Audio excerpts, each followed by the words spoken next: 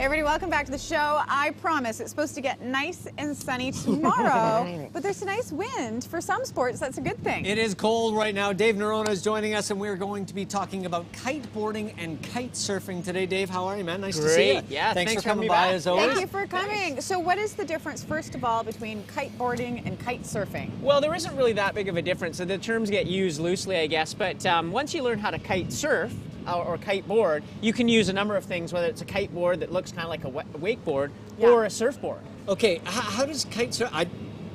Kiteboarding? Yep. Totally familiar with. Kite surfing, this is all new. So. Well, all you're doing is using a surfboard. So the difference is when you turn, you're now jibing instead of just going in the opposite direction. Because when you're riding one of these boards, you're always in the same, riding in the same way. Oh, I see. And this board, you actually physically have to jibe it and turn around to ride the other way. Cool. And what's so great is you can get in waves or chop, and you're now carving up and down all those. How much fun is it?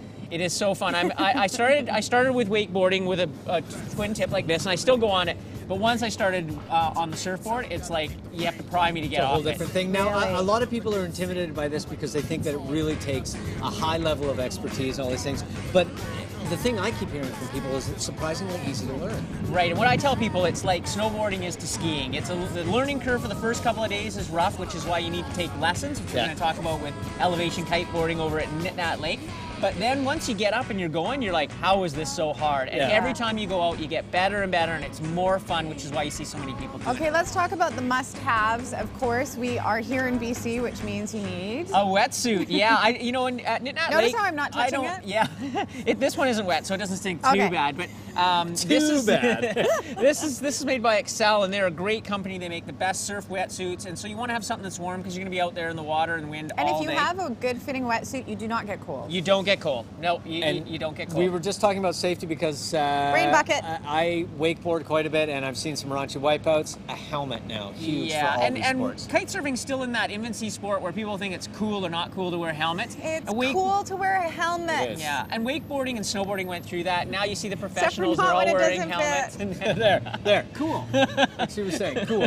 But you have to have one designed for water. That's right. This is a ProTech water helmet, so it's good for kayaking, windsurfing, and kiteboarding. Yeah. And it's a great helmet. You don't even know it's on, except if you get hit by your board or you hit something you don't want to hit. You won't the end harness up in the is whoa, that's wet. Yeah, that's the wet sticky Smell your harness. hand. Smell your hand. Yeah. Oh, God. This is what you wear that actually you're attached to the kite with. Now there's emergency systems to get out of that, but this is actually, you're not holding on to the kite. That's what people think, and like, I don't have the strength. You're using your body. Right. You're using your body, and you're literally using the bar, which is this, and this is the line that attaches the kite. You're literally using that to pull in for more power and steer right or left. So this is what you're controlling.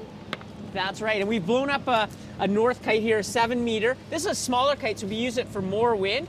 But this basically is what is flying about 60 feet away from you and turning and doing all those things. How fast do you go, Dave? Well, you can go really fast. As fast as you want to. Or, the nice thing about kiting is it can go really fast, or you can have a skimboard or a surfboard and just be cruisy and doing tricks. And you can do tons. I've seen some people do some amazing tricks too.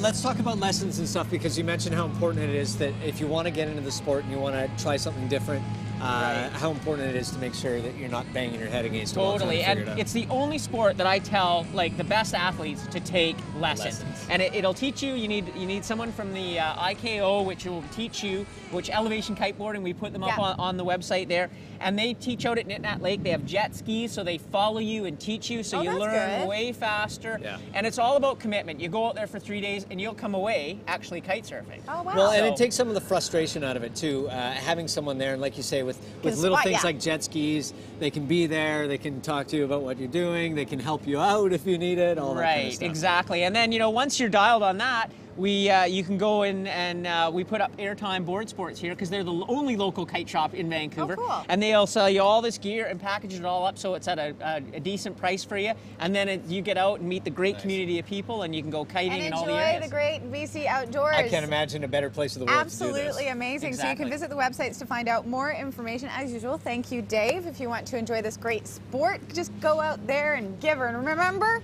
wearing a helmet is cool. Can you please put it on one more time for us? I want to show you how cool I am. That's not mine, it's my son's helmet.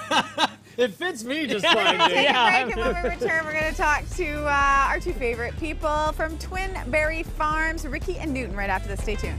Yeah. Is it hot? Yeah. Is it sexy? It's Have so I found my look? embarrassing, though.